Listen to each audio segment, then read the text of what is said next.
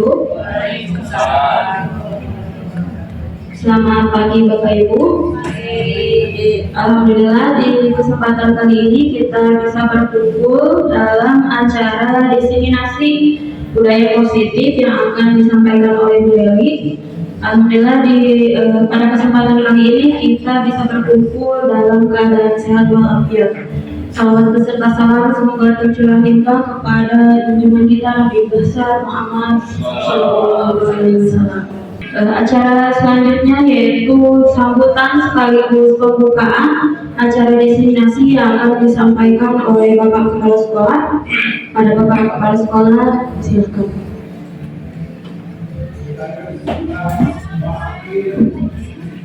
Bismillahirrahmanirrahim. Assalamualaikum warahmatullahi wabarakatuh.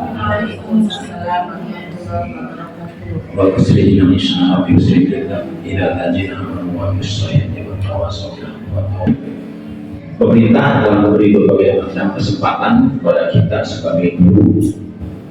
Ada berbagai macam nama ya. Dulu ada guru inti, ada lagi guru belajar, ada lagi terakhir ada guru penggerak. Tapi dari kesemuanya itu sebetulnya ada kemiripan yang semuanya menuju kepada arah kemajuan dalam bidang pendidikan, walaupun mereka itu berubah-ubah sesuai dengan kurikulum yang berlaku. Jadi kita tidak aneh dengan ganti menteri, ganti kurikulum. Guru yang hebat itu adalah guru yang ditunggu oleh siswanya di dalam kelas. Siswa itu begitu mengharapkan kedatangan guru dalam kelas. Nah, sekarang boleh yang menjadi guru penggerak, mudah-mudahan lancar seterusnya. Dan ini diikuti oleh rekan-rekannya yang lain yang masih punya kesempatan itu, yang masih muda-muda, yang punya tekad yang baik ke depannya. Dan sini tidak ada sekat ya. Ibu tidak ada sekat vertikal, PNS atau yang mana, tidak ada sekat. Ibu ketika di sini, ibu dan bapak di sekitar guru, tidak jangan sampai ada sekat. Ya, jadi ibunya mau jadi guru penggerak apa silahkan. Nah mungkin Bu Leni nanti mudah-mudahan dengan Bu Esther bisa menularkan. Menularkan itu artinya memberikan sharing lah. Nah ini diharapkan Bu Leni dengan Bu Esther, karena namanya guru penggerak, harus bisa menggerakkan, harus bisa mengajak rekan-rekan sampai semangat, dan harus bisa menumbuhkan keinginan siswa untuk belajar. Dan mohon Ibu Leni hari ini ketika Bu Leni sharing dengan rekan-rekan, sharing itu merupakan masukan-masukan kepada Ibu dan Bapak Guru. Semoga apa yang saya sampaikan ini menjadi acuan untuk Ibu Bapak dan diri saya sendiri. Itu mungkin yang bisa saya sampaikan. Bila itu hidayah. Wassalamualaikum warahmatullahi wabarakatuh. Assalamualaikum warahmatullahi wabarakatuh. Waalaikumsalam warahmatullahi wabarakatuh. Innalhamdulillah, sholli wa sallim ala rasulillah wa ala alihi wa sahbihi wa mawala. Puji dan syukur marilah kita panjatkan kehadiran Allah Subhanahu wa Ta'ala. Salawat serta salam marilah kita limpahkan kepada junjungan alam Nabi besar kita Muhammad Sallallahu Alaihi Wasallam. Bapak Ibu sekalian yang dirahmati oleh Allah, saya ucapkan terima kasih kepada Bapak Ibu yang hari ini sudah menyempatkan untuk hadir dalam acara diseminasi budaya positif. Bapak Ibu, diseminasi ini saya laksanakan dalam rangka momen untuk aksi nyata modul 14 yaitu melakukan pengimbasan mengenai modul budaya positif. Untuk biar kita lebih semangat ya sebelum ke materi, mari kita lakukan dulu ice breaking ya. Ibu Bapak boleh berdiri. Ya, jadi ceritanya kita mau memegang susu. Ibu memegang susu. Ibu tangan yang kanan ini begini 5 ya, tangan yang kiri 1, tangan yang kiri adalah susu ya, tangan yang 5 nanti kalau saya bilang susu berarti ibu tangan yang ini harus menangkap susu punya temannya berarti ya. Ya, kalau ada kata susu berarti ditangkap susunya temannya, susu temannya. Ya. Ya, siap-siap Bapak Ibu ya. Tangannya di atas, tangan kanan dan tangan kiri. Tangan kanan 5, tangan kiri 1. Tangan kanan untuk menangkap, tangan kiri adalah susu. Ya, disimak ya Ibu ya. Di sebuah desa ada anak kembar ya, namanya Sasa, Sisi, dan Sesa. Sasa, Sisi, dan Sesa ini hobinya minum susu.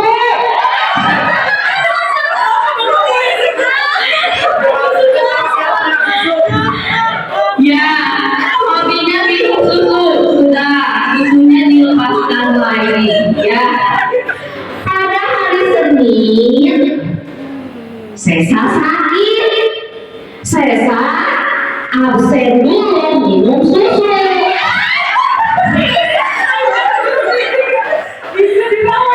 Kemudian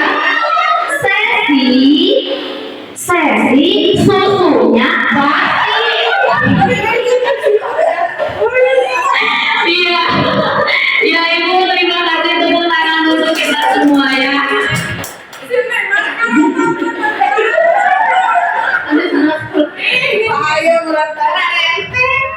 Nah, Ibu coba saya punya beberapa pertanyaan pemantik.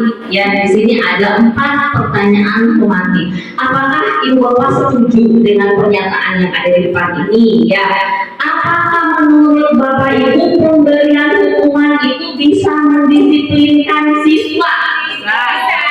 Bisa. Yang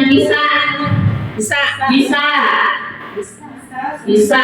Kita kunci berarti yang pertama jawabannya menurut Bapak Ibu adalah bisa. Ya, kita ke pertanyaan kedua.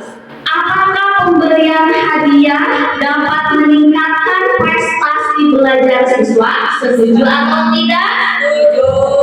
Setuju. Ada yang tidak setuju? Setuju ya, sepakat. Setuju ini berarti semuanya tidak ada 2 jawaban ya. Kita kunci pertanyaan yang kedua. Berarti Bapak Ibu pendapatnya setuju ya. Yang ketiga, guru harus bisa memberikan solusi untuk murid yang bermasalah. Iya. Ada yang lain jawabannya? Iya. Berarti tergantung masalahnya apa katanya ya. Coba boleh tahu nggak mengapa iya jawabannya? Bu Ririn coba mengapa iya jawabannya? Ketiga. Guru harus memberikan solusi untuk murid yang bermasalah. Karena guru juga termasuk orang tua di sekolah. Mungkin dari permasalahan, mungkin dari siswa itu pasti mencarinya ke guru dulu gitu ya, apa semacam diskusi, semacam curhat dan sebagainya. Mungkin dari solusi yang diberikan guru juga itu sebetulnya bisa jadi jalan gitu ya, atau misalkan jadi solusi juga bagi muridnya gitu. Makanya guru juga berperan penting untuk memberikan solusi bagi pemecahan masalah yang terjadi murid, terutama yang terjadi di sekolah gitu. Ya, luar biasa. Terima kasih Rin. Tepuk tangan untuk Rin. Yang terakhir, guru berperan sebagai teman bagi murid. Cung yang setuju, cung yang tidak. Ya, ini hanya pertanyaan pemantik ya. Dari 4 pertanyaan ini akan terjawab dari nanti pemaparan yang akan kita ikuti ya. Nah, di modul 14 ini yang saya pelajari itu mengenai budaya positif. Budaya positif itu apa? Ya, budaya positif itu adalah perwujudan dari nilai-nilai keyakinan yang universal yang diterapkan di sekolah. Jadi keyakinan yang disetujui oleh semua warga sekolah, bukan oleh guru saja, bukan oleh murid saja. Ya, jadi sepakat antara guru dan murid, bahkan mungkin dengan orang tua atau stakeholder lainnya. Kemudian budaya positif positif juga dapat mendorong murid untuk mampu berpikir dan mencipta sebagai proses mendekatkan dirinya menjadi manusia yang mandiri dan bertanggung jawab. Mandiri di sini berarti tidak ada tekanan, tidak ada paksaan, ya, bertanggung jawab, dia melaksanakan apa yang harus dia lakukan dengan sepenuh hati tanpa ada motivasi yang negatif.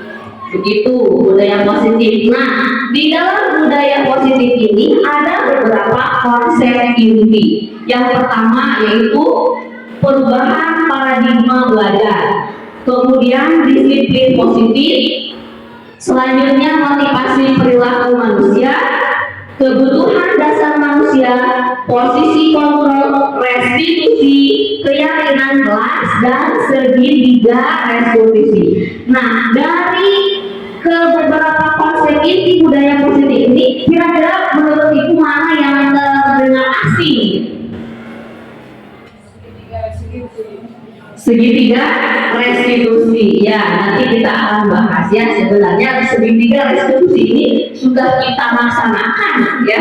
Dulu itu secara alamiah sudah melaksanakan segitiga restitusi.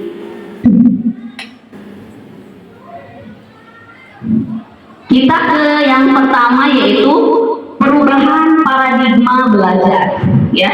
Bagaimana ada pergeseran perubahan paradigma belajar dari dahulu ke sekarang, gitu ya. Jadi di sini ada games, ya, ada gamesnya namanya cobalah buka, ya. Jadi saya bertindak sebagai orang yang akan mungkin memaksa, kemudian namanya mengintimidasi, merayu, ya, agar Bapak Ibu membuka kepala tangannya. Coba sekarang Bapak Ibu sekarang simpan sesuatu yang paling berharga di dalam hidup Bapak Ibu, anggap saja disimpan di dalam kepala tangan. Coba Ibu tangannya dikepal, simpan. Di sini ceritanya sesuatu yang paling berharga di dalam hidup Bapak Ibu. Entah itu berupa harta, ya, entah itu mungkin berupa jabatan atau berupa apa, pokoknya yang paling berharga simpan di dalam kepala itu. Anggap saja di situ ada harta karun, ya, yang paling berharga. Saya akan memaksa Ibu untuk membuka. Coba Bu Ririn, saya belilah itu sesuatu yang paling berharga. 1.000 rupiah dikasih nggak? 10.000?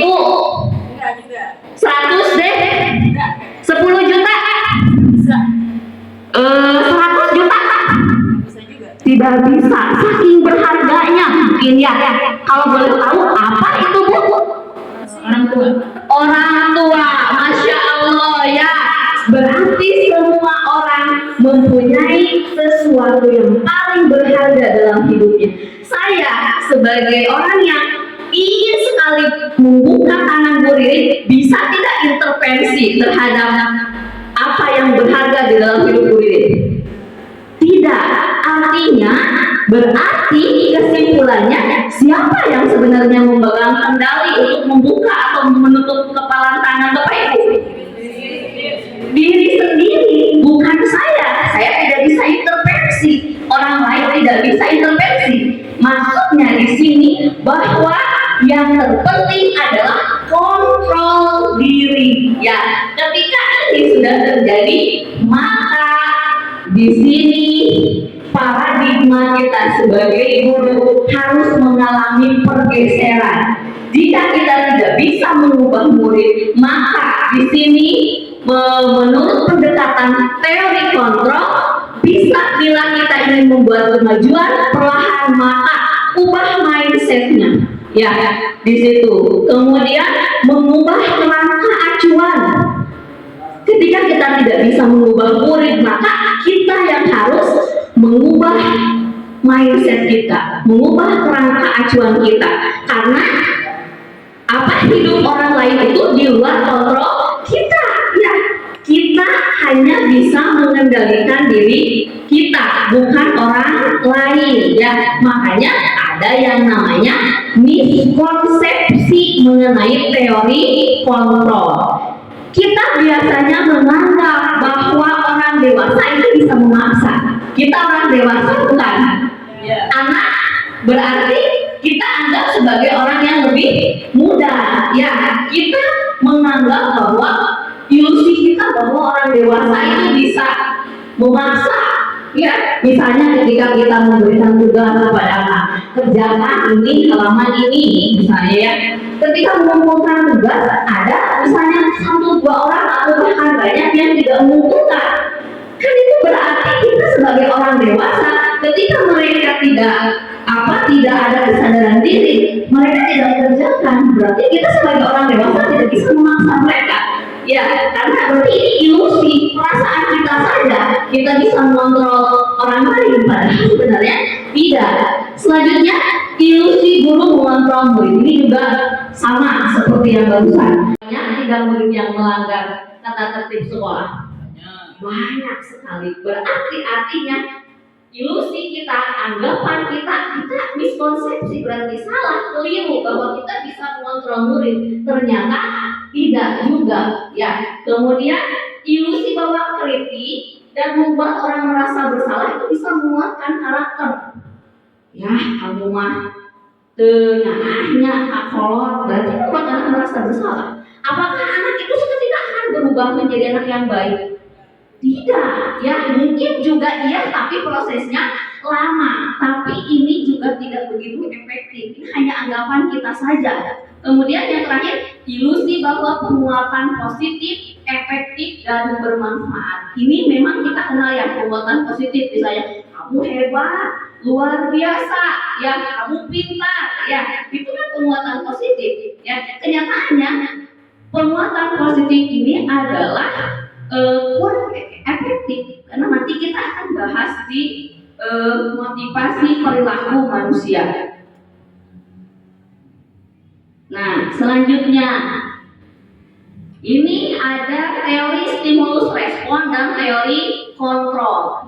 Kebutuhan kita sama, kebutuhan saya, kebutuhan ibu-ibu, dan kebutuhan anak itu sama. Kita menganggapnya seperti itu, padahal kenyataannya ya di dalam teori kontrol itu kebutuhan setiap orang berbeda-beda. Kemudian saya bisa mengontrol orang lain. Realitasnya di dalam teori kontrol, Anda tidak bisa mengontrol orang lain, karena tadi anggapan kita itu hanyalah ilusi ya. Yang bisa mengontrol diri orang lain adalah dirinya sendiri. Kita sudah praktekkan di kepalan tangan tadi, saya tidak bisa intervensi ya. Selanjutnya, metode berpikir menang kalah. Jadi ketika ada anak yang melakukan kesalahan, kemudian kita tegur, kemudian dia misalnya berubah, itu bagus ya. Tapi kita akan menganggap kita adalah pihak yang menang dan anak adalah pihak yang kalah, karena anak mendengarkan apa yang kita katakan kurang. Misalnya anak nurut, bagus gitu ya, tapi di situ jatuhnya jadi menang kalah. Seharusnya mindsetnya di dalam teori kontrol itu menang. Kita menang sebagai guru mendidik anak juga tidak merasa terintimidasi, tidak merasa dipermalukan misalnya. Jadi tetap menjaga marwah anak mungkin ya di sini di dalam teori kontrol itu. Selanjutnya mengenai disiplin positif. Disiplin ini secara teoritis itu berasal dari kata disiplina ya, yang mengacu kepada disiplin diri. Kemudian disiplin positif merupakan salah satu penerapan disiplin yang bertujuan untuk menumbuhkan kesadaran. Nah, kita kalau mendengar kata disiplin identik dengan apa? Kalau mendengar kata disiplin biasanya di dalam pikiran kita, kalau mendengar kata disiplin itu dengan aturan. Kemudian pasti ya aturan, disiplin, ada kedisiplinan berarti ada aturan. Ya, padahal di sini dalam budaya kita yaitu disiplin itu harus disepakati antara guru dan murid. Ketika kita ada aturan sekolah, ya, apakah anak tahu pembuatan aturan sekolah itu?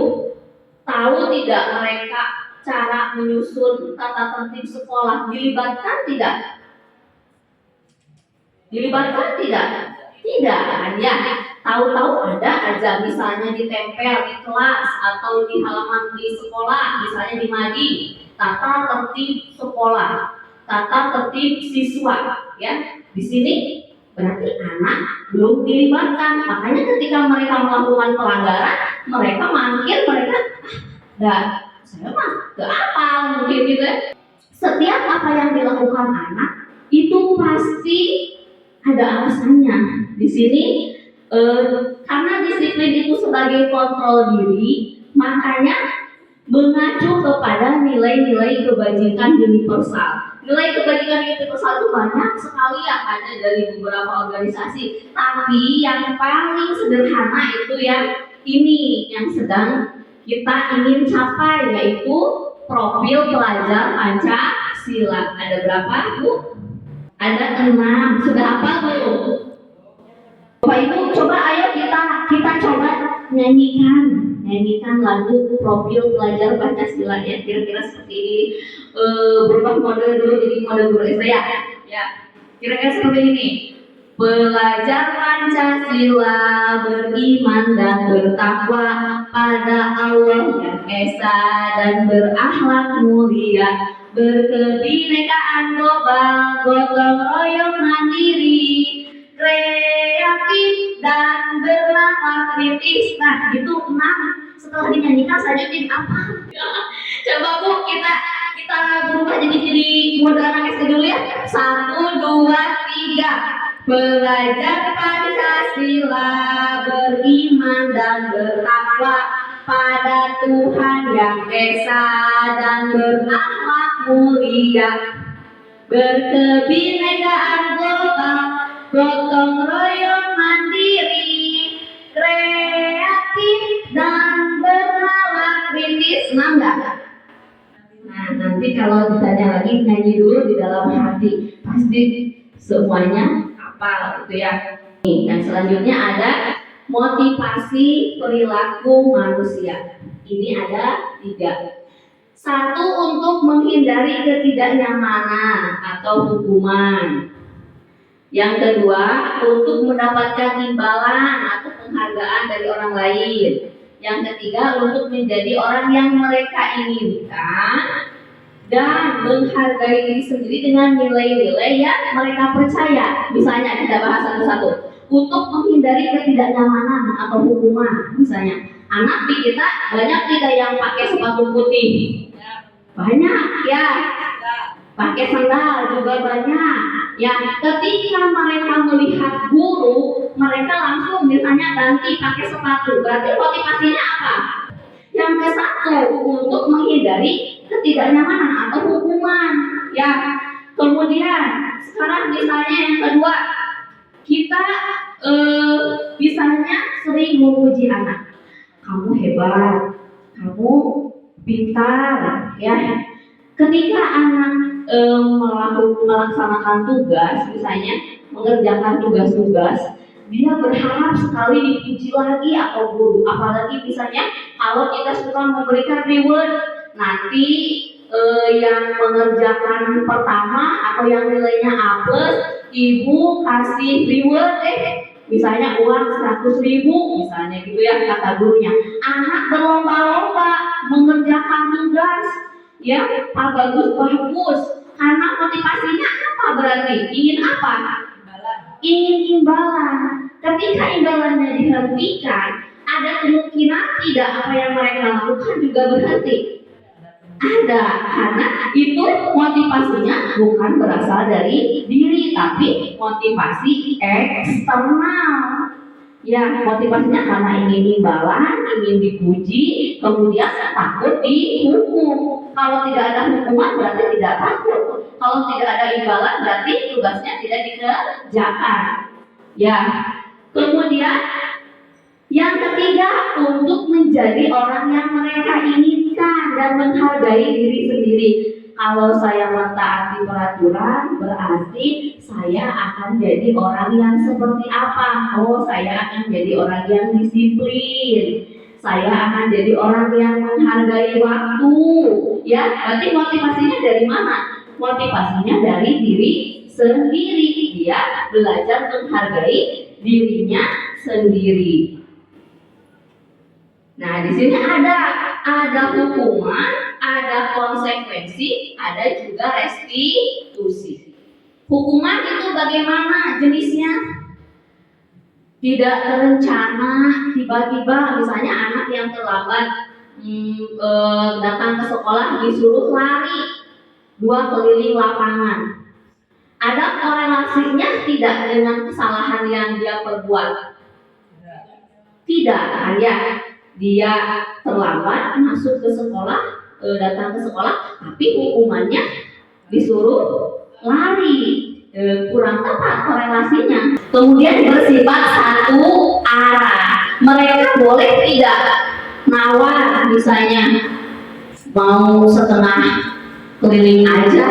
Bisa. Ya, mungkin itu hanya penawaran saja, tapi keputusannya ada di yang memberi hukuman, ya. Yang memutuskan hukuman itu gurunya, bukan muridnya. Murid hanya nawar saja, berarti hukumannya hanya bersifat satu arah. Dan hukumannya juga berupa hukuman fisik atau psikis. Hukuman fisik ya, tadi itu hukuman fisik. Atau misalnya hukuman psikis, kita misalnya ada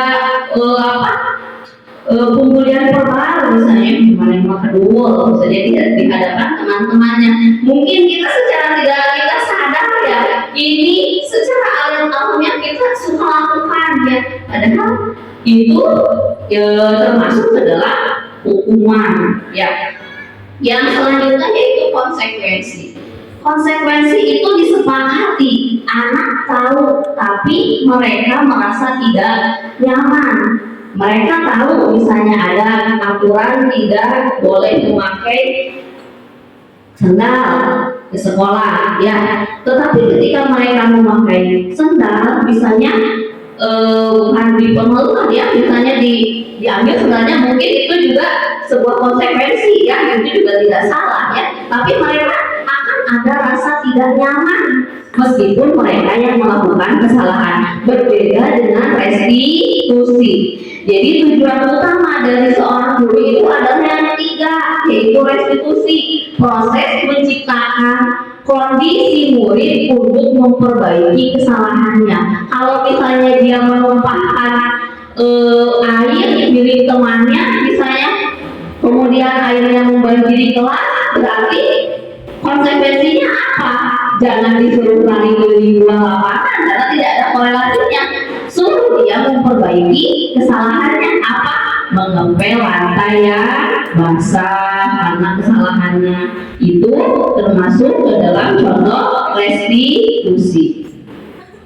Nah, selanjutnya Bapak Ibu, dihukum oleh penghargaan. Bapak Ibu setuju tidak ada pernyataan bahwa penghargaan sama dengan hukuman? Mengapa ada pernyataan penghargaan sama dengan hukuman? Karena itu tadi yang sudah saya jelaskan di awal ya, motivasinya motivasi eksternal. Ketika anak mengharapkan imbalan, penghargaan, maka pengaruhnya itu jangka pendek ya. Mungkin selama dia sekolah di sini dia taat. Bisa jadi ketika dia sudah keluar dari sekolah ini, dia tidak melaksanakannya lagi. Yang ingin kita tanamkan adalah bukan ketika anak sedang sekolah di sini saja, tapi menjadi karakter di dalam dirinya, menanamkan karakter. Jadi sebenarnya kurikulum Merdeka ini fokusnya adalah penanaman karakter yang 6 tadi. Profil pelajar Pancasila: beriman dan bertakwa pada Tuhan Yang Esa, berkebinekaan global. Meskipun kita ini sedang dalam keadaan globalisasi, tapi harus berkebinekaan. Maksudnya sesuai dengan Pancasila, sesuai dengan nilai-nilai yang ada di negara kita. Bernalar kritis, anak harus bisa aktif, kreatif, ya misalnya dalam pembelajaran gitu. Jadi fokus kita ini sebenarnya tidak pada prestasi akademik, ya, tapi justru kepada penanaman karakter. Makanya ada di P5 itu ada yang mana mau dimensinya, kan itu tidak ada hubungannya dengan prestasi akademik, kan dengan penanaman karakter. Itu sebenarnya yang menjadi fokus utamanya, bukan prestasi akademik. Kalau ada prestasi akademik itu lebih bagus lagi. Jadi PR terbesar kita mungkin ya sebagai guru mah yang menanamkan kesadaran diri, gitu ya. Sebagaimanapun kita teriak-teriak, tong haluan jalan tukang, awas. Ya, karena tidak ada kesadaran diri, angel loh ya kan kita ngomong mereka kabur gitu ya, karena di dalam dirinya tidak terbentuk kesadaran. Nah ini sebenarnya PR sekali ini buat kita, bagaimana sih caranya menggugah gitu ya, menggugah hati mereka supaya oh mereka ini anak belasan tahun, anak SMP harus seperti ini sifatnya gitu ya. Ini PR besar kita sebagai seorang guru. Nah ini ada perbedaan hukuman dan konsekuensi. Kalau hukuman sesuatu yang menyakitkan harus terjadi, yang namanya juga hukuman. Kalau konsekuensi sesuatu harus terjadi minus hukumannya, ya karena mereka sudah tahu. Misalnya di kelas Bapak Ibu mungkin sudah ada yang membuat keyakinan kelas ya. Saya lihat ada di kelas 7D itu keyakinan kelas, gitu ya. Bapak Ibu sudah membuat mungkin ya. Ada keyakinan kelas, misalnya datang dan pulang tepat waktu, misalnya. Kemudian menjaga kebersihan kelas. Ketika anak melanggar, tanya keyakinan mana yang sudah kamu langgar. Misalnya kebersihan kelas Bu, apa konsekuensinya? Konsekuensinya bukan dari kita, tapi yang sudah mereka sepakati ketika pembuatan keyakinan kelas. Makanya tanya, kalau yang melanggar, apa nih anak-anak mau diapain kalau yang melanggar? Mau ditegur tuh sama guru, oke, tulis ya. Bukan kita yang menentukan, dari mereka, libatkan mereka. Kemudian didenda tuh. Katanya kemarin didenda di kelas 8C. Kemarin saya mencoba membuat keyakinan kelas di kelas 8C. Terus apalagi kata saya konsekuensinya? Denda Bu. Ya oke, saya tulis. Kalau saya pribadi mungkin tidak berani ya. Kalau yang melanggar harus didenda. Kalau datangnya dari mereka, ya sudah saya tulis denda. Terus apalagi Bu? Disuruh nawar surat-surat pendek juga itu. Silahkan saja. Itu dari kamu konsekuensinya, asal teman kamu sepakat semuanya. Silahkan tulis sama saya menghafal surat-surat pendek. Misalnya ada lagi disuruh nyanyi Bu sambil joget katanya. Sepakat tidak ada yang lain? Kata saya jangan Bu, jangan, malu katanya. Kalau tidak sepakat ya jangan dijadikan konsekuensi, karena harus sepakat semuanya. Ya, jadi ketika anak melakukan kesalahan tidak ada gerakan lempeng gitu ya. Oh iya nih saya melakukan kesalahan, konsekuensinya itu harus ini gitu. Nah ini ada beberapa tindakan guru ya, menurut Bapak Ibu ini termasuk hukuman atau konsekuensi. Coba yang pertama, mencatat 100 kali dalam buku ya kalimat saya tidak akan terlambat lagi, itu termasuk hukuman atau konsekuensi kira-kira? Hukuman. Oke. Kemudian lari mengelilingi lapangan karena terlambat aja ke sekolah. Hukuman atau konsekuensi? Hukuman ya. Kemudian guru diminta untuk push up 15 kali karena tidak menggunakan masker. Hukuman juga ya. Kemudian menggantikan kertas tugas rumah yang telah dicoret-coret. Konsekuensi ya, karena sesuai dengan kesalahannya. Membersihkan tumpahan air di meja karena ya itu konsekuensi juga. Selanjutnya adalah kebutuhan dasar manusia. Kalau misalnya saya bertanya dari kelima kebutuhan dasar manusia, bukan tinggal itu ya, bulannya. Penguasaan, kasih sayang dan rasa diterima, kesenangan dan kebebasan. Ini menurut ibu ya, yang menjadi kebutuhan pokok ibu sekarang, kira-kira yang mana? Coba kalau Bu Siti coba yang mana? Yang sekarang fokus kebutuhan yang utama yang ingin dipenuhi. Di mana, maksudnya di sekolah apa Di dalam diri Bu Siti. kasih sayang dan rasa diterima? Iya, kasih sayang dan rasa diterima. Kalau Bu Dede boleh tahu tidak Bu? Kesenangan. Ibu, Bu Sri boleh tahu tidak? Apa yang menjadi fokus sekarang yang ingin dicapai? Kasih sayang dan rasa diterima. Kasih sayang dan rasa diterima. Ini menunjukkan bahwa setiap orang mempunyai fokus yang berbeda. Mungkin ya saya ingin misalnya sama seperti Bu Siti, kasih sayang dan rasa diterima. Orang lain sudah mempunyai kasih sayang, orang lain sudah mempunyai kesenangan, tapi mereka butuh penguasaan misalnya, ya kan tidak sama. Jadi di sini kebutuhan dasar manusia dan apa yang dilakukan anak di dalam hidupnya itu hanya semata-mata untuk memenuhi kebutuhan dasar ini. Misalnya nih, si Fahri suka kabur di pelajaran terakhir. Kira-kira kebutuhan apa yang sedang dia ingin penuhi? Kebebasan, kan? Ya, kebebasan. Terus ada anak yang suka caper, misalnya dia suka cari perhatian kita, gitu ya. Berarti apa yang anak itu inginkan di dalam hidupnya?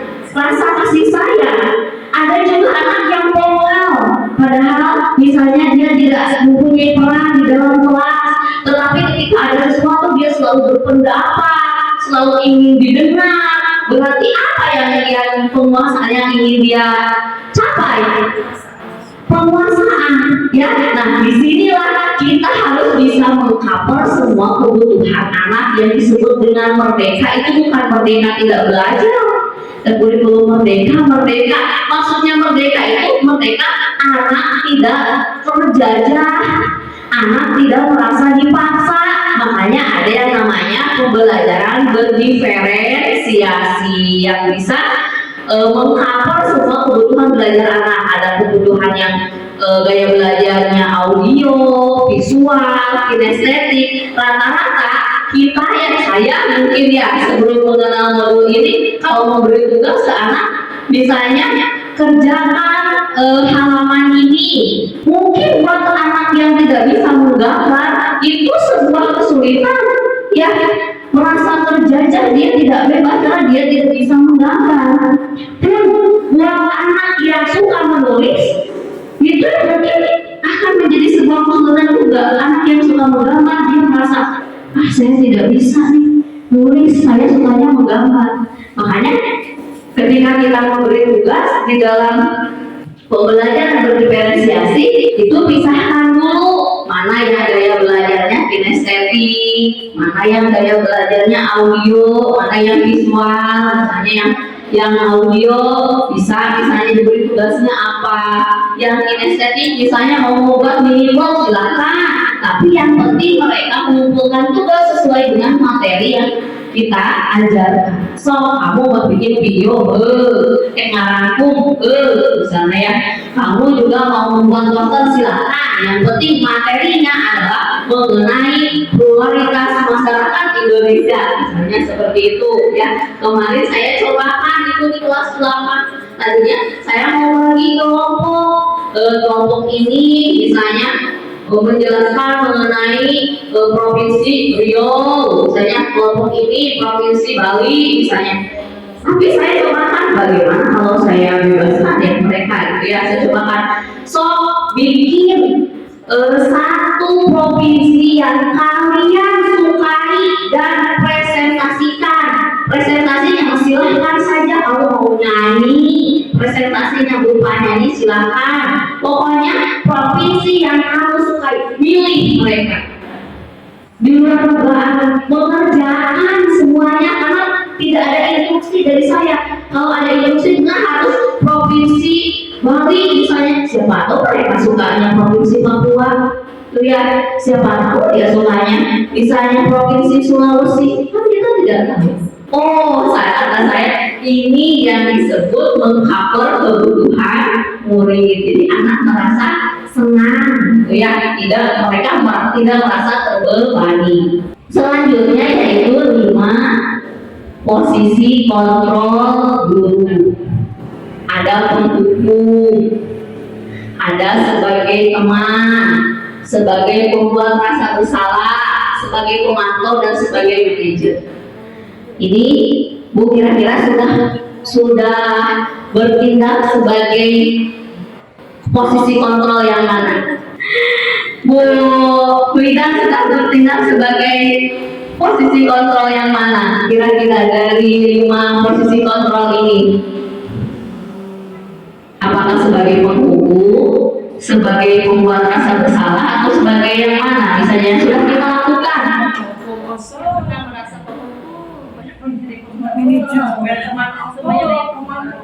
Iya, ya mungkin kita sudah pernah melakukan semuanya ya, Bapak Ibu ya. Sudah pernah menghukum, tidak berhasil dengan posisi menghukum. Sekarang mau pendekatan aja ke anak, posisinya sebagai teman. Sebagai teman juga tidak lagi. Dan naik lagi sebagai pembuat rasa bersalah. Kamu itu berkasihan ya sama ibu. Ibu tuh nanti ditegur loh sama kepala sekolah. Kan aku ini merasa bersalah. Kalau saya melakukan kesalahan, si ibu jadi ditegur sama kepala sekolah misalnya kan, pembuat rasa bersalah. Atau kan nanti orang tua kamu sedih loh. Dia merasa bersalah, takut orang tuanya sedih. Kemudian posisi pemantau ya, sebenarnya kita ini pemantau banget ya. Setiap sikap mereka dipantau. Dan yang terakhir adalah sebagai manajer. Memang Bu, idealnya kita ini bertindak sebagai manajer. Ya, apa sih posisi kontrol sebagai manajer ini? Nah, di sini sebagai penghubung. Sebagai penghubung itu, jadi di sini guru itu berbuatlah melotot, menunjuk-nunjuk, menghardik, ya, sebagai penghukum. Kemudian kalau kamu tidak melakukannya, awas, nah, penghukum itu namanya. Kemudian hasilnya apakah anak akan nurut ketika kita bertindak sebagai posisi penghukum?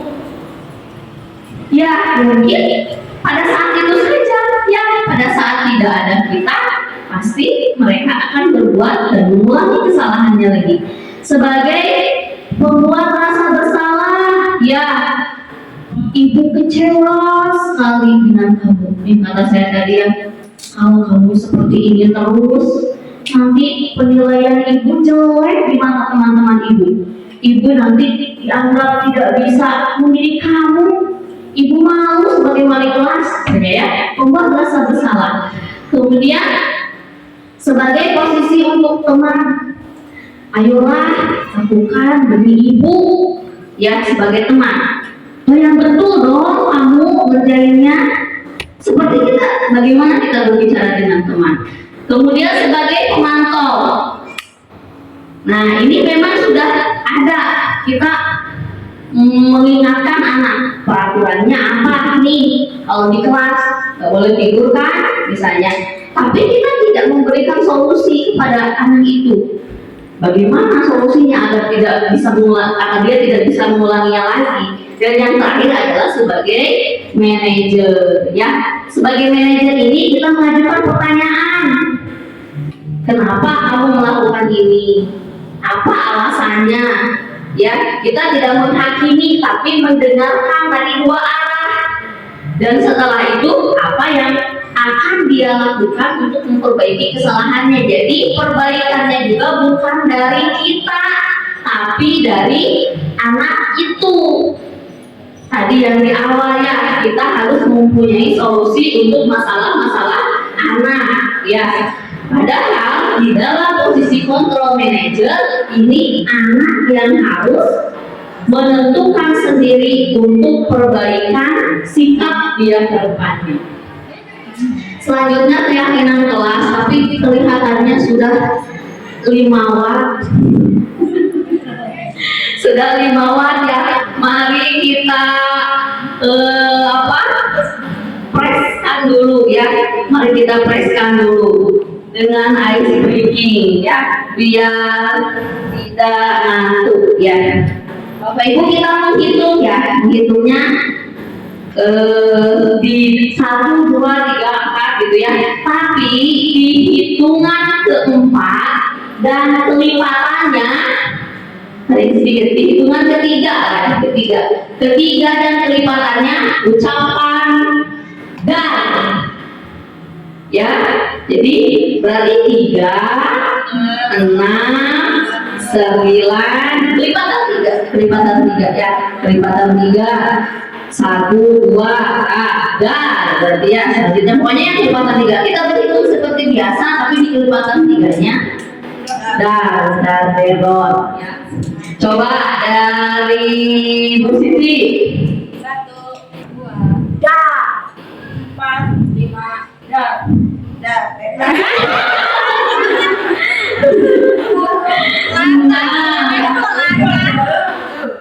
Ya. 8 dan 10, 11. Ya, luar biasa, masih konsentrasi ya Bu ya. Ya, coba sekarang lagi nih Bu ya, lagi tebang ya, tebang-tebakan aja, biar ada apa namanya relaksasi otak gitu ya. Cluenya adalah bakso itu bulat, cluenya ya, cluenya bulat-bulat bakso itu bulat ya. Jika 6 ditambah 8 sama dengan 3, maka 10 ditambah 10 sama dengan 2. Luar biasa kekurangan untuk Purana. Jika 10 ditambah 10 sama dengan 2, maka 60 ditambah 8 sama dengan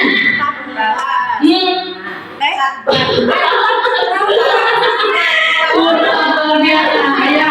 Coba nanti bulatannya di skip dulu ya. Yang lain dulu coba ya. Jika 6 ditambah 6 sama dengan 2, maka 80 ditambah 10 sama dengan, betul tidak? Betul, tepuk tangan. 80 ditambah 10 sama dengan 4. Jika 80 ditambah 10 sama dengan 4, maka 100 dikurangi 8 sama dengan 100 dikurangi 8 sama dengan berapa saya? Iya, luar biasa, 0. Yang sudah menjawab nanti boleh ditanyakan ya, sesuai dengan cluenya ya. Tadi cluenya bakso itu bulat ya. Ketahuan yang suka makan bakso langsung connect. Ya, kita kembali Bapak Ibu ke keyakinan kelas. Nah, ini kemarin yang saya buat di kelas 8C. Mengapa keyakinan kelas, bukan peraturan kelas? Mengapa keyakinan Bu? Kenapa? Lebih lama. Sudah konotasinya sudah hukuman. Konotasinya sudah hukuman. Ya, sudah negatif. Ya, berbeda dengan keyakinan. Ya. Nah, di sini ada contoh ya. Mengapa kita memiliki peraturan harus menggunakan helm bila mengendarai roda 2 atau motor? Kenapa? Kenapa harus pakai helm? Selamat. Untuk keselamatan, bukan karena Bu ya. Sebenarnya polisi itu tidak rugi kita pakai helm, kita tidak ketika kita mengalami kecelakaan kita juga yang rugi. Jadi ada aturan pakai helm itu agar kita selamat, agar ketika kita ada apa-apa kita selamat untuk keselamatan. Nah di sini ada lingkaran budaya positif. Dari yang pertama peraturan kelas itu ada di lingkaran yang paling dalam ya di dalam budaya positif ini. Kemudian keyakinan kelas. Kalau sudah ada keyakinan kelas, pasti tercipta lingkungan yang positif karena anak memperbaiki kesalahannya berdasarkan keyakinan yang sudah disepakati. Ya, kalau sudah ada lingkungan yang positif berdasarkan keyakinan kelas yang sudah dibuat, maka di sekolah itu pasti sudah tercipta budaya positif. Jadi dimulai dari hal yang paling kecil dulu. Peraturan kelasnya kita ubah dulu ke keyakinan kelas. Keyakinan kelasnya dilaksanakan dulu. Baru ada lingkungan yang positif. Nanti terbentuklah budaya positif yang tadi ada banyak poin itu budaya positif. Nah, di sini ada peraturan dan keyakinan kelas. Keyakinan kelas itu cirinya itu harus menggunakan kata atau kalimat positif. Misalnya di sini, selalu kembalikan buku ke tempatnya. Itu kan peraturan. Diperhalus lagi dalam keyakinan kelas. Jadi tanggung jawab. Itu kan sama tidak? Itunya konotasinya sama kan? Tapi kata-katanya yang berbeda. Kemudian dilarang mengganggu orang lain. Konotasinya kan dilarang, tidak boleh ya, kalimat negatif. Tapi di dalam keyakinan kelas diperhalus menjadi menghormati orang lain. Jadi di dalam keyakinan kelas hindari kalimat negatif. Hadir di sekolah 15 menit sebelum pembelajaran dimulai. Diperhalus lagi menjadi berkomitmen agar anak lebih paham, lebih meyakini dan melaksanakan. Nah ini pembentukan keyakinan kelas. Jadi bersifat abstrak itu yang ini Bapak Ibu. Yang ini bersifat abstrak itu misalnya kelas 8 harus bertanggung jawab. Kan bertanggung jawab itu nanti luas ya.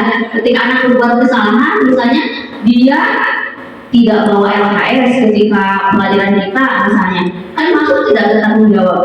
Masuk kan dia tidak bertanggung jawab. Misalnya ada keyakinan kelasnya disiplin, ketika dia datang terlambat atau misalnya ketika jam kita dia malah jajan, disiplin tidak? Kan tidak. Tanya apa yang kamu langgar ya, disiplin. Jadi diperhalus di dalam keyakinan kelas. Itu jadi selalu menggunakan kalimat positif. Kemudian sedikit saja agar mudah diingat. Jadi tidak usah kalimatnya yang panjang sekali sampai anak itu malas bacanya. Ya, jadi kalimatnya bertanggung jawab, menghormati antar teman. Itu kan luas ya. Misalnya bullying, moyokan kolot di kelas di sekolah orang kan banyak ya. Itu menghormati antar teman tidak? Tidak. Berarti menghormati antar teman tidak. Kan ya luas. Jadi bahasannya jadi luas ketika nanti mereka melakukan pelanggaran. Nah ini yang tadi kata Bapak Ibu masih asing ya. Segitiga restitusi. Apa itu segitiga restitusi? Restitusi itu sendiri adalah proses menciptakan kondisi bagi murid untuk memperbaiki kesalahan mereka. Jadi kita memberi kesempatan kepada anak untuk memperbaiki kesalahannya. Jadi solusinya itu bukan dari kita, dari mereka solusinya. Ya, kita hanya mengarahkan saja sehingga mereka bisa kembali pada kelompok mereka menjadi karakter yang lebih kuat karena mereka sendiri yang memutuskan poinnya apa yang harus diperbaiki. Nah, di sini restitusi restitusi juga merupakan proses kolaboratif yang mengajarkan murid untuk mencari solusi untuk masalah mereka. Jadi carikan solusinya oleh mereka, bukan oleh kita. Ya, jadi bukan kamu harus ini. Tidak seperti itu. Apa yang akan kamu lakukan untuk memperbaiki keadaan ini? Jadi kita tanya, dia punya ide apa? Mungkin kalau tidak punya ide bisa diarahkan oleh kita. Yang penting datangnya dari anak, mereka berusaha untuk memperbaiki kesalahannya. Ya, indah sekali kalau kita sudah bisa membangkitkan kesadaran diri anak. Ya, tidak usah risau ada jebol sedikit gerbang, tidak usah risau. Ya, tidak di gerbang juga anak tidak akan kemana-mana kalau anak sudah punya kesadaran diri. Bagaimana itu menumbuhkan mindset seperti ini? Itu PR besar gitu ya. Ini sebenarnya ya, mindset anak sekarangnya itu seperti apa yang harus kita pahami. Mereka tuh sebenarnya apa sih yang mereka inginkan? Makanya tadi di dalam kebutuhan dasar manusia kita harus paham dulu motifnya apa anak berbuat seperti itu. Misalnya ketika anak dia berbuat kesalahan lagi, motifnya apa? Ada yang motifnya ingin diperhatikan oleh orang tuanya, ya, ada yang motifnya ikut-ikutan temannya, ada yang motifnya ingin terlihat keren, yang tadi penguasaan. Kita tugasnya mungkin di sini memberikan apa yang dia butuhkan, tapi dalam bentuk yang lain. Penguasaan berikan, tapi dalam bentuk yang lain. Kebebasan berikan dalam bentuk yang lain. Yang penting mereka merasa kebutuhan dasar hidupnya terpenuhi. Jadi motifnya kebutuhan dasarnya apa? Ya, jadi anak mencari kebebasan kok, bebas. Di sekolah juga bisa kok kamu bebas, misalnya secara kasarnya gitu. Di sekolah juga bisa kok kamu bebas dengan cara belajar yang sesuai dengan kebutuhan kamu. Kamu suka nyanyi, ya oke, kita presentasinya nyanyi. Kamu suka menggambar, silakan kamu menggambar. Kamu suka bercerita, kamu suka menulis novel, silakan kamu tulis. Tugasnya adalah anak kebutuhannya terpenuhi, berarti ya nilai-nilai yang dia inginkan terpenuhi tanpa dia harus keluar dari lingkungan sekolah. Nah, ciri-ciri segitiga restitusi itu ada banyak, ada 9. Ya, 1 bukan untuk menebus kesalahan, tapi untuk belajar dari kesalahan. 2 untuk memperbaiki hubungan. 9 untuk mengembalikan murid yang berbuat salah pada kelompoknya. Maksud kelompoknya di sini apa, di mana dia harus berada, gitu ya. Di mana sih tempatnya dia itu sebagai apa? Berarti sebagai siswa, gitu ya. Selanjutnya segitiga restitusi. Nah, ini segitiga restitusi. Ada tiga tahapan di dalam segitiga restitusi. Ya, yang pertama adalah menstabilkan identitas. Nah, ini. Jadi ketika anak melakukan kesalahan, dia pasti merasa bersalah. Ya Bu ya, takut dihukum, belum apa-apa. Kamu kenapa dipanggil ke sini? Pasti anak takut duluan. Nah, di dalam segitiga restitusi, langkah yang kita lakukan adalah menstabilkan identitas agar dia identitasnya stabil, agar dia merasa tidak dihakimi. Kita katakan kepada dia berbuat salah itu adalah hal yang manusiawi. Atau misalnya ketika dia melakukan kesalahan yang agak ini atau misalnya tidak apa-apa, ibu juga dulu pernah kok nyontek misalnya waktu sekolah. Jadi anak itu merasa oh iya, menstabil identitasnya, berarti saya tidak usah takut gitu. Maksudnya anak tidak ditakut-takuti di sini di dalam menstabilkan identitas. Atau misalnya kita pasti bisa menyelesaikan masalah ini. Kata-katanya ini untuk sebagai contoh saja ya. Jadi ketika anak melakukan kesalahan, Tidak apa-apa, kamu bukan satu-satunya orang yang pernah melakukan kesalahan. Dulu juga ibu pernah seperti kamu misalnya ya, padahal enggak gitu ya. Untuk menstabilkan identitas anak aja agar dia tidak tegang misalnya ya. Yang kedua, di dalam tahapan segitiga restitusi adalah validasi tindakan yang salah. Apa tindakan dia yang salahnya? Tanya oleh kita validasi tindakan yang salahnya. Misalnya, oh kamu bisa saja melakukan hal yang lebih buruk, tapi kamu tidak melakukannya kan? Gitu. Jadi seolah-olah anak itu merasa, oh iya ya, apa yang saya lakukan ini tuh memang benar salah, tapi untungnya saya nggak begitu misalnya. Selanjutnya kita juga bisa berkata misalnya, kamu boleh tetap berusaha menjaga sikap itu, tapi tambahkan sikap yang lain. Kemudian ini menanyakan keyakinan, tentu saja keyakinannya yang sudah kita buat, entah itu keyakinan kelas, entah itu keyakinan sekolah. Di sekolah kita ada keyakinan sekolah? Belum. Sebenarnya tinggal ditingkatkan saja ya dari peraturan ke keyakinan. Nanti ketika di awal tahun ajaran peraturan sekolahnya dimusyawarahkan bersama, ditingkatkan lagi, di-upgrade menjadi keyakinan sekolah. Di sini kita melihat kesalahannya dihubungkan dengan norma sosial. Sudah betul tidak apa yang dia lakukan. Apakah boleh ribut di kelas? Pasti dia menjawabnya enggak, berarti dia bisa membedakan kan yang benar dan yang salah. Nah, di sini barulah kita tanya kepada dia. Kemudian apa solusinya menurut kamu? Menurut kamu ya, menurut anak, bukan menurut guru, menurut kita ya. Jadi biarkan anak berpendapat memperbaiki kesalahan sendiri. Kita sudah sampai di refleksi hal baru apa yang mengubah paradigma ibu setelah mendapatkan ilmu baru di dalam diseminasi.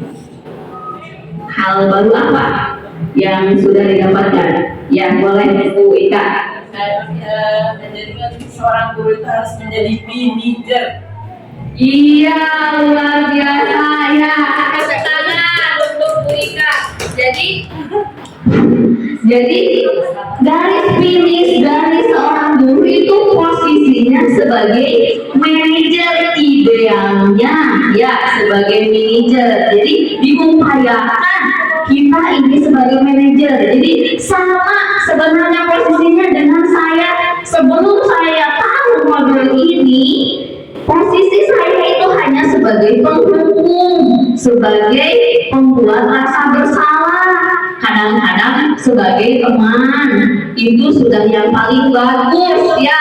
Saya rasa itu adalah pendekatan yang terbaik kepada anak. Tapi ternyata ada yang lebih dari itu, yaitu sebagai manajer. Jadi kita harus mengcover segala kebutuhan anak. Yang lain, hal baru apa? Yang paling dekat dengan lain ini. Hal baru yang didapatkan setelah mendengar pemaparan dari Bu Yali, yaitu kita sebetulnya lebih baik untuk merubah yang tadinya aturan kelas, yaitu aturan kelas menjadi keyakinan kelas dengan melibatkan siswa dan menanyakan apa yang mereka butuhkan gitu, agar seperti keyakinan kelas itu bisa dilaksanakan dengan baik oleh siswa gitu. Jadi tahu apa maunya sehingga bisa dilaksanakan dan ditaati oleh siswa. Iya, luar biasa, tepuk tangan untuk Ririn. Ya, yang terakhir, perasaan apa yang muncul setelah mengikuti sesi WS2? Coba, perasaannya bagaimana? Ini refleksi untuk hari ini, perasaannya menjadi lebih terbuka lagi wawasan kita, bagaimana kita harus menghadapi siswa di sekolah dengan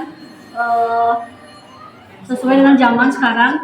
tidak harus dengan menghukum siswa, tidak harus dengan ngejudge siswa seperti apa, tapi kita mengajarkan atau siswa itu dengan caranya seperti tadi yang Kak bilang, sebagai seorang manajer tidak harus menjudge siswa seperti itu aja.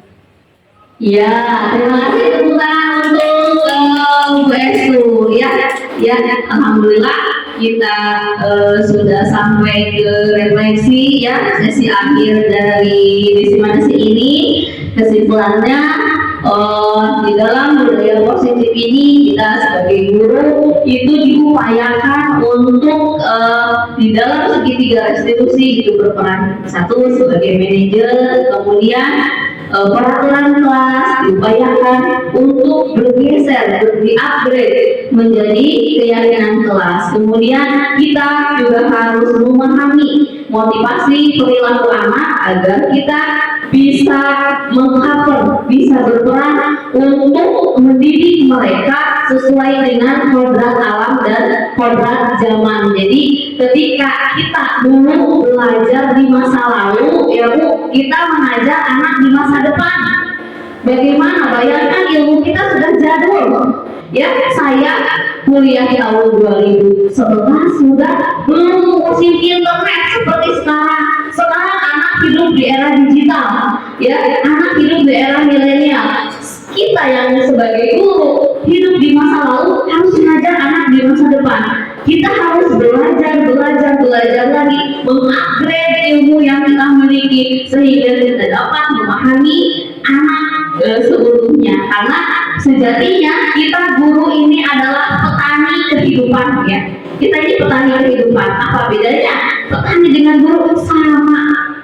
Ya, petani ketika dia menanam padi, dia tidak bisa merubah padi itu menjadi jagung, tidak bisa merubah jagung menjadi timun. Yang bisa dilakukan oleh petani adalah memaksimalkan agar jagung itu, agar padi itu tumbuh subur, maksimal pertumbuhannya sehingga menghasilkan hasil yang sebaik mungkin. Kita sebagai seorang guru juga tidak bisa merubah kodrat anak.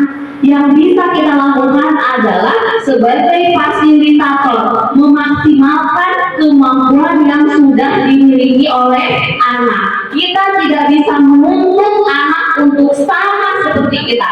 Kita tidak boleh menuntut anak untuk selalu berbuat seperti apa yang kita inginkan, tetapi kita harus menuntun anak sesuai dengan kodratnya. Jadi kita hanya berperan sebagai fasilitator di dalam pembelajaran sekaligus pemimpin pembelajaran yang akhirnya tujuannya adalah pembelajaran yang berpihak kepada murid. Karena guru itu cuma 3 fokusnya. Kita ini cuma 3 fokusnya, murid. Tidak, fokus kita adalah 3 sebagai guru ya.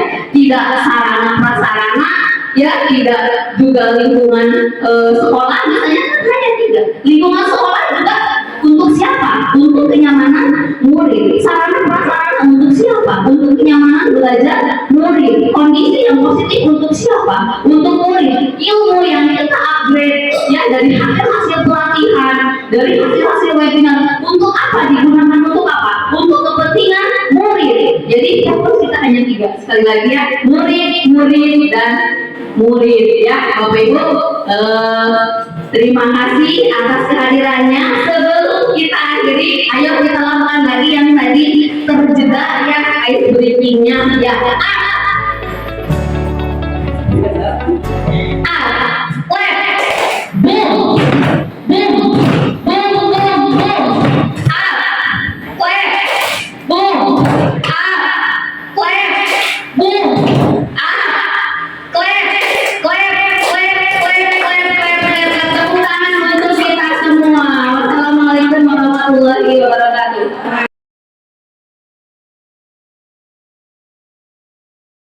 Assalamualaikum warahmatullahi wabarakatuh. Waalaikumsalam warahmatullahi wabarakatuh. Bagaimana katanya ini? Alhamdulillah, luar biasa.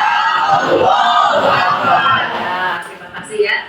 Hari ini kita akan membuat membuat keyakinan kelas. Kalian pernah mendengar tidak keyakinan kelas itu apa? Tuh yang pernah. Nah, keyakinan kelas itu mirip seperti peraturan kelas ya. Kalian tahu tidak peraturan kelas? Tahu ya. Kalian tahu tidak proses membuat peraturan kelas itu seperti apa? Nah, ya, sudah ada tata tertib di tempel, tapi tidak tahu cara penyusunannya seperti apa. Untuk keyakinan kelas, kita akan membuatnya bersama-sama. Keyakinan kelas ini berupa harapan kalian tentang keadaan di kelas ini mau jadi seperti apa, mau dijadikan seperti apa, silakan. Itu tergantung dari kalian ya. Sekarang ibu akan membagikan ini ya, ada sticky note. Silakan kalian tuliskan satu harapan kalian mengenai kelas ini. Saya ingin kelas ini seperti apa ya? Boleh. Satu orang satu harapan ya.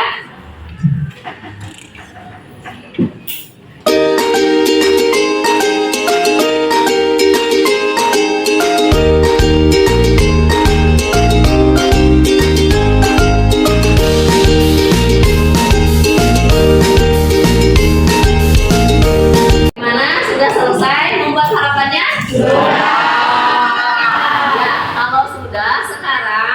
Hasil harapan kalian mengenai keyakinan untuk kelas ini boleh ditempel di papan tulis. Ya, silakan ke depan. Boleh ditempel.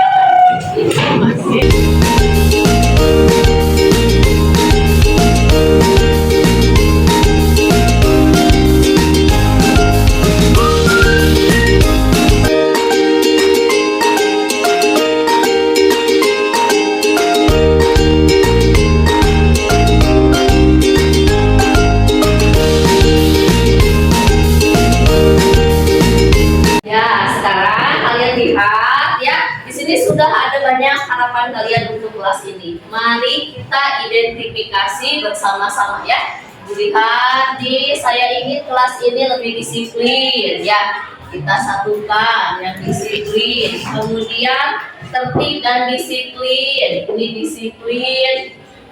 Kemudian kompak. Boleh di sini. Banyak videonya aja. Kompak, kemudian tertib ya, tertib itu berarti disiplin. Kemudian pertemanan, tidak saling mengejek, tidak saling membuli, berarti saling menghargai ya. Saya ingin kelas ini lebih kompak, oke.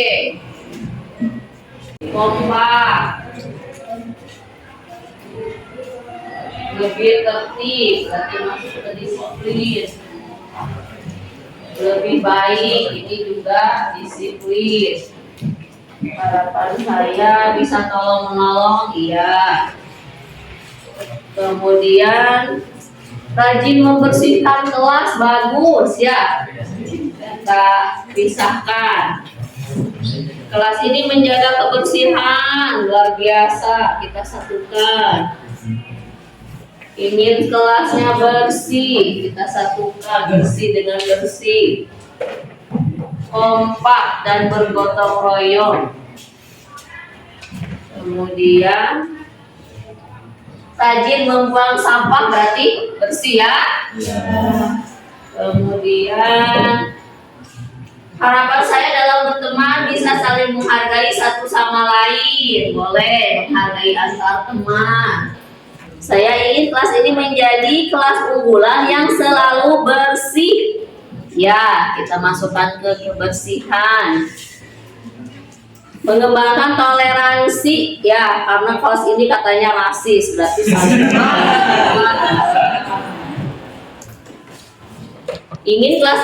Saya ingin kelas ini menjadi tempat yang berprestasi, ya, berarti disiplin.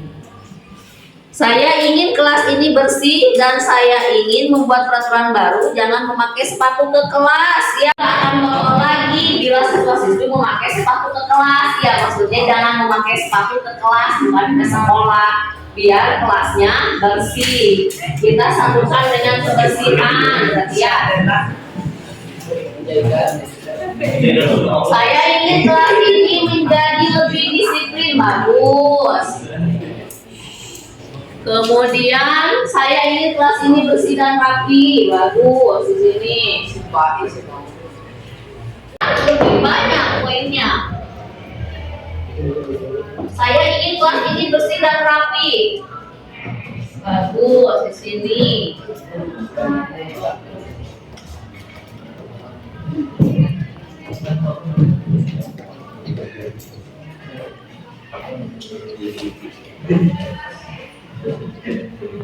Saya ingin kelas ini lebih bersih dan rapi, juga tertib.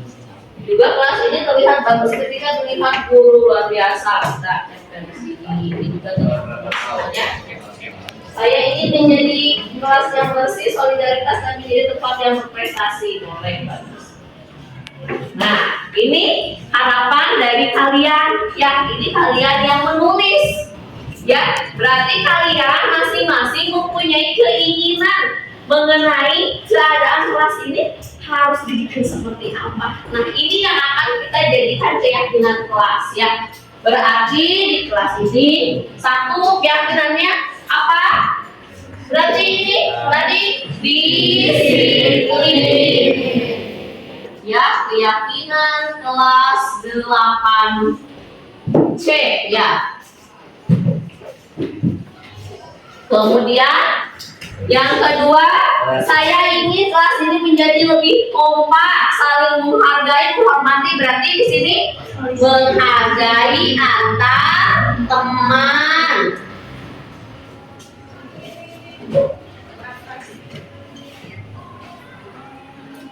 Kemudian yang ketiga, harapan saya tidak saling mengejek, tidak saling membuli. Berarti apa ini? Termasuk apa?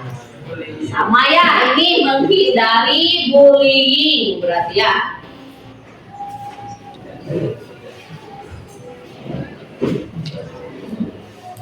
Kemudian yang keempat, bersihan. Ya, yang keempat yaitu menjaga kebersihan. Oke ya, baca. Nah, sekarang sudah ada 4 kesepakatan. Ini bukan dari ibu ya, ini datangnya dari kalian. Yang harus kalian sepakati kelas 8C. Berarti siswanya harus disiplin. Kemudian menghargai antar teman. Dan ketiga, menghindari bullying. Yang keempat menjaga kebersihan. Sekarang kira-kira menurut kalian yang melanggar keyakinan kelas 8C ini bagaimana konsekuensinya? Coba. Ada yang musyo, boleh Pak Is? Ditegur Bu. Ya, boleh, bagus ya, ditegur. Kemudian, apa lagi? Ada yang lain? Didenda, boleh. Berapa dendanya? Ada lagi? Sepakat ya ini? Ya? Berarti yang melanggar keyakinan kelas konsekuensinya adalah ditegur dan didenda. Ketika kalian melanggar dan kalian ditegur atau didenda, tidak boleh ada kata tidak menerima ya, karena itu sudah menjadi kesepakatan. Ya, karena ini sudah terbentuk menjadi sebuah kesepakatan, boleh ditandatangan oleh ketua kelasnya. Silakan.